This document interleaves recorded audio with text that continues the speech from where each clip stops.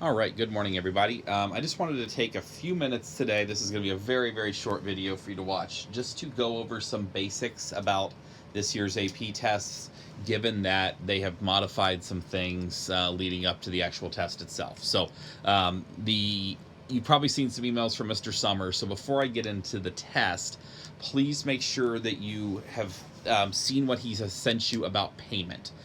Payment for the AP test is due to the school by May 1st. You need to make the checks out to Northmont High School, send that check to the high school's address, which you should have received in an email from Mr. Summer.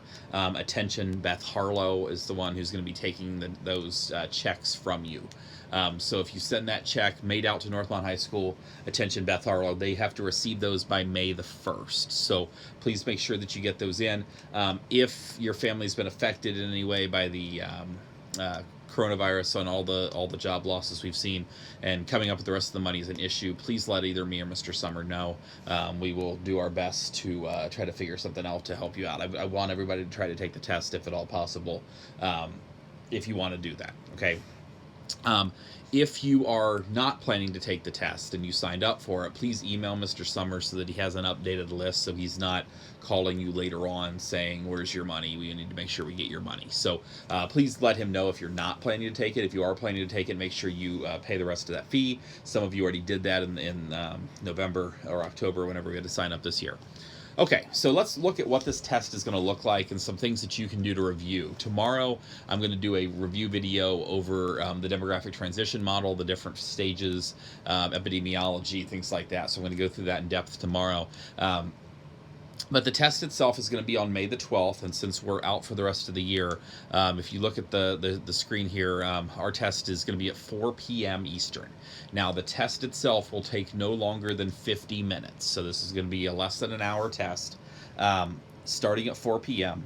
And you will be able to log in to the site about half an hour early. So they're going to send you a unique code, and that code will be sent to your email address or posted to your AP Classroom. So I know there's some of you who periodically struggle to get into AP Classroom. You must be able to get into AP Classroom in order to take the test. Now, you are not going to be required to use that lockdown browser. I know some of you struggle to get into the lockdown browser when we use that. We're not going to have to worry about that. So the lockdown browser will not be used for the AP test. One thing that they have said, and I want to just be very clear with you guys as to what this is going to look like. You are allowed to use your book. You are allowed to use your notes. You are allowed to use the internet. The way that they're formulating the questions are not going to be things that you can necessarily just Google. Yeah, you may be able to look up terms, things like that, but you are going to be working on a very tight time frame in terms of being able to pull these questions together. So if you were having to look up all of the terminology, you are going to be in big trouble in terms of getting things answered. So the first question, you're going to have 25 minutes to answer, and I'll go over what that's going to look like here in a second. And then after those 25 minutes are up, you're going to have 5 minutes to get your question uploaded to their site. So you can type in Google Docs. If you split screen your iPad, you can do that. You can type in Word. You can even write it out on paper if you want and take a picture of it and upload that to the site. But you basically have 5 minutes to upload your response after the 25-minute writing time. And then they will release the second question at basically 4:30, and then you'll have 15 minutes to answer that question with 5 minutes time to upload that. Now, if you need to go over a minute or two in terms of writing, as long as you get it uploaded by the end of that time, you should be fine. But again, don't risk any issues not getting it uploaded, because if you don't get that first question uploaded, you're not going to be able to answer it. Okay, now first question's a little bit longer, so it's going to be worth a little bit more. So 55% of your exam grade is going to come from the first question, and that first question is going to contain two stimuli with the question. So when I say stimuli, I mean it could be a graph, it could be a map, it could be a picture of one of the models that we looked at, it could be something. So there's going to be two things that you're going to have to analyze, and then you're going to be asked to describe, explain, and apply some sort of geometric or geographic concept. So when we say describe, this is one of the things that if they say describe the demographic transition model, you're going to need to make sure that you talk about what each stage does, what birth rate, death rate, natural increase rate looks like at each stage. You're going to need to be giving them a lot of detail. Now, obviously, you can look up the demographic transition model. If you do that, you're going to probably run out of time. Now, here's the thing that I really want to caution people about. A couple things, because I was on a webinar this past week with Trevor Packer from the College Board. They are they're checking everybody's things against for plagiarism. So if you're copying, if you go out to the book and you look up a definition of something and you use the words from the book, and somebody else anywhere in the country uses the words from our book, they're going to say that you're plagiarizing. And they're going to toss out your test. So everything you do must be in your own words. You have to go and put it into your own words. They have already caught somebody who had signed up to take the AP Physics test, who was trying to set up some sort of online chat room where people could talk about answers to the physics test and work through it. They have already basically voided that person's score already. They're not allowing them to do a refund. So they are out there checking like crazy this year. Because colleges are kind of demanding that. Colleges, in order to give people credit for this exam, they want to make sure that you actually have knowledge of the course. So please do not try to do anything underhanded or shady trying to do this. Obviously, this is an online test. They know people are there. They're telling people to use your notes, use your book. So if you were prepared and you've looked up stuff, you've taken notes, you've gone through things, you want to kind of glance back at that, that's absolutely fine.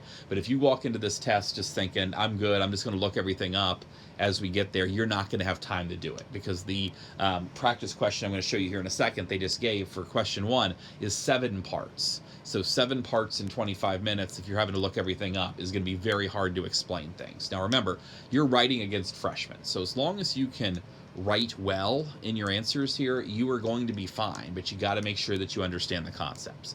So question 1, 2 stimuli, some sort of image, map, chart, model, something like that. The second question is only going to have 1 stimuli.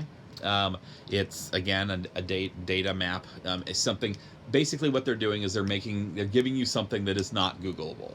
Okay, so they want you to make sure that you can understand the concept. So second question's worth a little bit less. I'm going to show you these questions here in a second. This again, they've shortened the test, so we're really going to focus on units 1 through 5. So a lot of the urban stuff that came in unit 7 will not directly be asked on the test, but there are things in that chapter that kind of linked back to a lot of the things we talked about earlier in the year. And by all means, if they're asking you questions, you can use things from units 6 and 7 in your answers. There's absolutely no problem doing that. Please, if you know something and you can, I can only think of something from Unit 7, by all means use it, but definitely. If by some chance you are unable to take the test on May 12th, there is a makeup date. That date is going to be on June 1st at 2 p.m. You need to have a legitimate reason for that, not just, I want more time to study, or I'm not ready on that date, or whatever the case may be. You need to communicate with Mr. Summer, preferably by May 1st, that you're planning to take the makeup test if you are wanting to test on June 1st. Now, obviously, that will be a different test with different questions. But you need to communicate with him. I would strongly advise everybody just to take the regular test. Okay, take it on May 12th. We're all trapped in our houses anyway. You got nowhere to go. Get it over with before you graduate, and that way you're done. So May 12th, that's the date that we're all kind of shooting for here. Okay, now, so this is out on the College Board's website. So if you have any questions about this, this is out there. It's apcoronavirusupdates.collegeboard.org. That is all out there, ready to go for you. Okay, if you go out to apcentral.collegeboard.org, it will take you, and you can click on a bunch of different classes. And if I just went to the geography class here, and out on the main page here, it has in the middle AP Human Geography course and exam description fall 2019. So if I click on that, that's going to take us to this monstrous document. It's like 160 pages long, that has basically everything that this course is going to cover, or did cover, since we're already finished with everything, including just kind of a summary of the units. So if you want to see, okay, what isn't going to be on the test? Well, go down here. This is a clickable document. If I click on Unit 6, it's going to take me to cities and urban land use patterns, and you can kind of go through, and it's got information about these chapters. So if you want to know what's not going to be on there, what is going to be on there, all of that is sitting out here waiting for you. So you can take a look at that. The other thing I want to kind of draw your attention to, if I can remember where it's at on here, developing core skills, I believe. Oh, they give you a kind of an overview of the way they ask questions. And I do want to really kind of go over one part of this because some of you struggle. Here it is. This is down on page 166. So if you're looking at this document, it basically is going to tell you the 5 different verbs that they could ask you to do in one of these questions. Now, a lot of you are really good at telling me what something is, but oftentimes that's not what they're asking. And particularly when you're trying to outright a freshman, which is, again, all of you are capable of doing, you got to make sure that you're doing what they want you to do. So if they ask you to compare Ohio to Indiana, okay? Well, don't tell me that Ohio has 4 letters in it and Indiana has, if they say they ask you for 3, say they ask for two differences between Ohio and Indiana, and you say, well, Ohio has 4 letters in it and Indiana has 7 letters in it. That's one difference, okay? So that's not 2. A lot of people, and this was a common thing that a lot of people did on tests, was that they would just give me both sides of the same coin, and that would be good for 1 point, but it wouldn't be good for 2 points. So if they ask you to compare differences or something like that, you make sure you give them more. So again, I know the time to write on this is tighter than what you're used to, though 25 minutes is about the average. If this was the regular AP test, that first question you'd have 25 minutes. That's about normal. So that first question you shouldn't be struggling probably to finish the first one. The second one's a little bit tighter, so that might be a little bit more of a rush since you only have 15 minutes. But first one should be okay. So again, if you're asked to compare, provide a brief description of what you're being asked about, and then explain how it's similar or different to the other thing that you're being asked about. So make sure you start by defining those things and letting them know that you know what these things are, and then go into the explanation. Now, obviously, on this AP test, the chances of them asking you to define something is slim because you can just Google that. So the define type questions, I think those will probably go away. You're going to be asked to compare. You're going to be asked to describe. So what are the relevant characteristics of a topic? So I might ask you to describe how the multiple nuclei model might impact development in a city. So if you don't remember what that is, obviously that's in Unit 7, so it's probably not going to be on the test. But if I were to ask you about that, you would have to, I mean, if you just Googled what is the multiple nuclei model, that's going to take you a minute or two to figure out what it is, and then try to figure out how it applies. So you got to make sure you understand those concepts. So they could easily ask you to describe, but what they're most likely going to ask you to do is explain. So if they ask you to explain, what you're going to have to do is to provide information about how or why something occurs, and then use some sort of evidence or reasoning to kind of back up your point. So again, the more detailed you are, the better, and always err on the side of giving them more information. If they ask you for 2 differences between something and you can think of 4, give them 4. Because they're not going to count, you're starting with a 0 and they're adding points as they grade this. So if your first one's wrong but your next 2 are right, they're going to give you credit for getting 2 right. So make sure you always give them more than they ask for. So pay attention to that verb at the very beginning of the question. So always start there. What are they asking you for?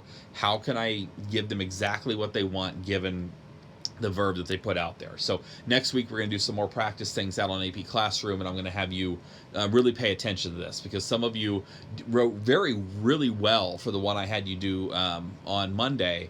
Some other people gave me super short answers. So if that's what you're doing on the AP test, they're going to ding you big time if you are giving them 1-sentence answers for some of these things. Now, I know this might have been a homework assignment. People were just kind of blowing it off.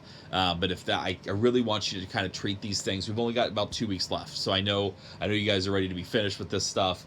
We're done with new material. Only got about 2 weeks left. I just want to make sure that the prep that you're doing for review is exactly what you need to do to get ready for that test. Okay. The other thing I want to show you, so this is out here, apcentral.collegeboard.org, monstrous document. I will tell you, I had a student a couple years ago, I told the students who came to the review sessions this. If you kind of go through here and you go to Unit 1, okay, I want to study, here's Unit 1, thinking geographically. I had a student a few years ago who went through this binder, basically, and they went through every one of these units. So let's say I'm in Introduction to Maps, and they kind of read through this.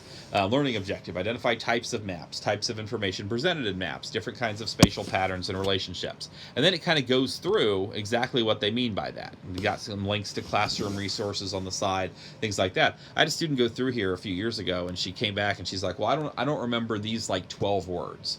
So if you don't remember things as you read through the course content, please let me know, and we can go back over those things to review them. I really want the review sessions over the next couple weeks to be things that you guys know, not just me regurgitating a bunch of stuff that you already know or you remember. So please give me some feedback on that. The other thing I want to show you is their YouTube channel. If you go out to YouTube and type in AP College Board up here, if the internet decides it wants to work tonight. AP Classroom. What they have done is, and this will obviously help you for all of your other AP classes if this is not something that your teachers have drawn your attention to. I know I've put some information about this in some of our notes in the past, but they have gone out here and they've hired teachers to go out here and post review videos for each class. So currently under Human Geography, there are currently 27 review videos that they've posted out here with basically every unit of the class. So they went through and they finished first units 6 and 7, so that's stuff that's not necessarily on the test. Then they've gone through and they've done reviews over each individual unit. So you can see here there's 2 reviews on culture, 2 reviews on population. That's where they're going to go through your population pyramids, demographic transition, things like that. 2 units on agriculture, political, skills and concepts you need for the course. All of these are out here, and I would strongly recommend. These are generally pretty good. I know this is a dry course. The teacher who teaches some of these is a little dry in some parts, but it's really good material. And they're doing a really good job of covering this stuff. Strongly recommend paying attention to the things that are out here, particularly as you start to review. What are you not remembering? Go out here, watch that video real quick, and even don't watch the whole video. These are all like 35-40 minute videos, so I understand you not wanting to sit out here and watch the entire video. I get that, but look for things that you don't remember. Treat this like you would, I know this is obviously a unique situation we're in this year, treat this like you would any other year. You guys have, almost all of you have taken AP tests before. Treat this like you would any other AP test year. We just got a little bit more time to study. We finished this class well in advance. We've got 2.5 weeks to kind of get you guys ready. So whatever you are struggling with, those are the things that you need to make sure that you are that you're paying attention to. Last thing, and I was reminded of this because I kind of glanced down here at the bottom and I see this little link here about what about cheating on the at-home AP test. I know I mentioned don't plagiarize, don't do anything unethical there. They have said, and I don't know if they're 100% serious on this, but I would not risk it. You all reported to them when you took either previous AP tests or the ACT or other things where you want your scores reported. They have said that if they see anything unethical from students, they will be notifying colleges that the student cheated on an AP test.